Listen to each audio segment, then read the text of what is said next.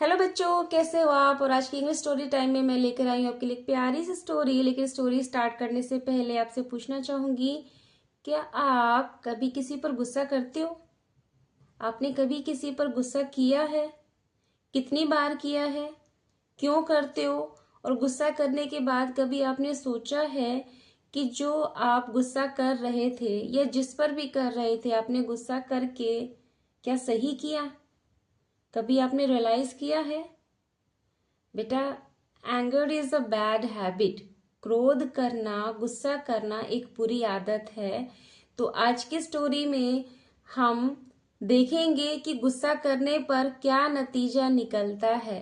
तो स्टोरी है आपकी the story of anger and love, यानी कि किसकी कहानी आज हम पढ़ने जा रहे हैं। एंगर मीन्स गुस्सा, लव मीन्स प्यार। तो कैसी कहानी है ये, गुस्से और प्यार की कहानी। तो चलिए शुरू करते हैं कहानी को। स्टोरी को आप पूरा सुनेंगे तभी आपको मजा आने वाला है। आप समझ पाएंगे कि हमें गुस्सा करना चाहिए या नहीं, और गुस्सा करने के क्या परिणाम होते हैं। बेटा, इस स्टोरी को जानने से पहले एक बार आप इस पिक्चर को देख लीजिए, जिसमें एक संत और उनका शिष्य आपस में दोनों बातें कर रहे हैं। किसके बारे में? जो कि उनको शोर सुनाई दे रहा है खिड़की से कि कुछ लोग आपस में एक दूसरे पर चिल्ला रहे हैं, गुस्सा कर रहे हैं। उनके बारे में संत और शिष्य के बीच में क्या। The story of anger and love, प्यार और गुस्से की कहानी। तो चलिए स्टार्ट करते हैं अपनी story. Once there was a saint who lived in a hut near a river bank। एक बार की बात है, एक संत जो कि नदी के किनारे एक हट में, एक झोपड़ी में रहते थे। जैसा कि आप देख रहे हैं, ये क्या है, एक झोपड़ी है जिसमें संत रहते हैं। One day early in the morning, एक दिन सुबह सुबह, when the saint was saying his prayers along with his disciples। disciples का मतलब होता है स्टूडेंट, यानी कि शिष्य। जो संत होते हैं उनके शिष्य भी होते हैं। तो एक दिन सुबह सुबह की बात है, संत अपने शिष्यों के साथ प्रार्थना कर रहे थे, प्रेयर कर रहे थे। He saw a group of people passing by।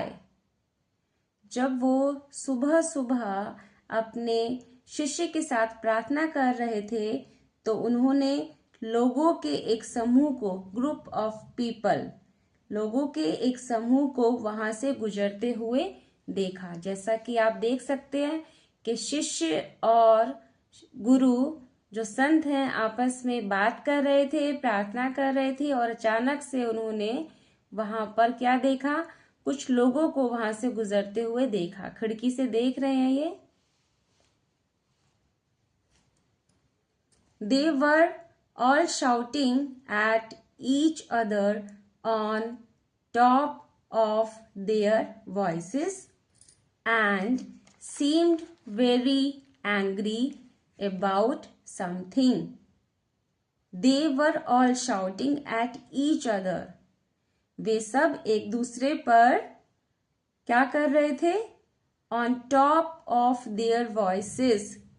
जितनी ऊंची आवाज वो निकाल सकते थे एक दूसरे पर, उस तेज आवाज से, उस ऊंची आवाज से शाउटिंग कर रहे थे, चिल्ला रहे थे। And seemed very angry about something। और किसी बात पर बहुत गुस्सा, यानी कि क्रोधित लग रहे थे, very angry।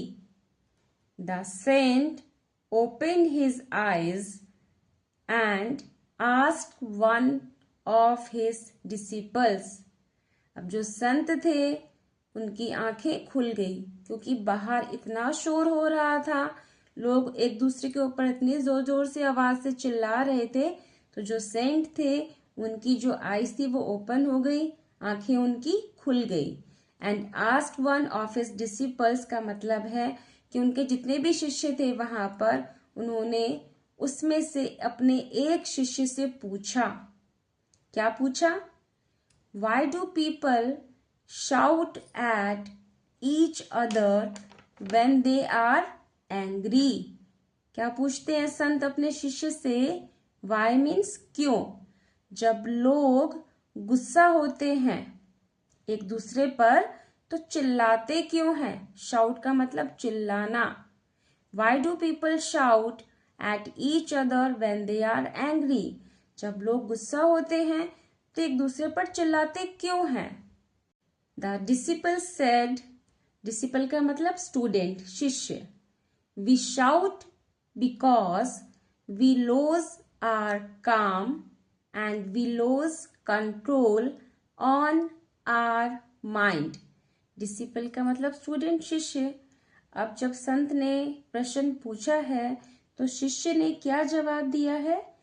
We shout because हम चिल्लाते हैं क्योंकि वी लूज आवर काम, हम अपना संयम खो देते हैं।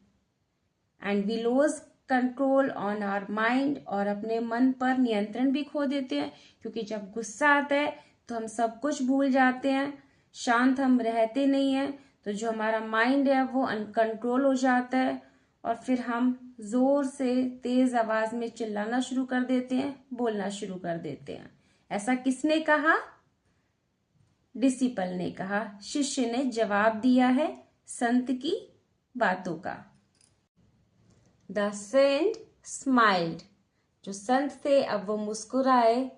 अपने शिष्य का जवाब सुनकर उन्होंने स्माइल किया। But why should you shout when the other person is right next to you? But why should you shout when the other person is right next to you? लेकिन, बट मीन्स लेकिन, जब दूसरा व्यक्ति, other person, जो आपके सामने है, अगर वो ठीक हो तो आपको चिल्लाना क्यों चाहिए? अगर कोई आपके सामने एक व्यक्ति है, एक पर्सन है जो कि सही है, तो आपको उस पर चिल्लाना क्यों चाहिए? फिर से संत ने एक सवाल किया है। You can say it softly and he can still here you clearly. संत क्या बोल रहे हैं कि जब सामने एक पर्सन, एक व्यक्ति है जो कि सही है, तो आपको उस पर चिल्लाना क्यों चाहिए? आप इसे धीरे से भी कह सकते हैं। You can say it softly, धीरे से कहिए, और वह भी आपकी बात को क्लियरली सुनने और समझने की कोशिश करेगा। No one could answer this question. Saint ने क्वेश्चन किया अपने शिष्यों से, but no one could answer this question, कोई भी इस सवाल का जवाब नहीं दे सका। The saint smiled and said, अब संत फिर से मुस्कुराए, उन्होंने फिर से स्माइल किया और कहा, when two people are angry at each other, कि जब दो लोग एक दूसरे पर गुस्सा होते हैं, देयर हार्ट्स गेट अपार्ट, तो उनके दिल अलग हो जाते हैं। आप समझ रहे इस बात का मतलब कि जब दो लोग एक दूसरे पर गुस्सा करते हैं तो उनके जो दिल होते हैं, उनके जो मन होते हैं, वो अलग हो जाते हैं। तभी तो वो एक दूसरे पर गुस्सा कर रहे हैं, क्योंकि उनकी बातें आपस में मैच होती ही नहीं है। Therefore, to reach each other's heart, they have to shout. Therefore means इसलिए एक दूसरे के दिल तक पहुंचने के लिए उन्हें चिल्लाना पड़ता है। देखिए संत ने कितनी प्यारी बात कही है। अगर हम किसी को गुस्सा कर रहे हैं, इसका मतलब हम चिल्ला रहे हैं, जोर से बोल रहे हैं, क्योंकि हमारे दिल अलग हो चुके हैं, हमारी बातें मैच नहीं कर रही हैं। द डिसिपल सेड, अब शिष्य ने क्या जवाब दिया है, क्या कह रहा है शिष्य, सुनते हैं। ओह द एंग्रियर दे गेट, ओह वे जितना क्रोधित होते हैं, जितना गुस्सा करते हैं, the louder they shout because their hearts get further apart, उनके दिल उतने ही दूर होते जाते हैं। आप समझ रहे हैं?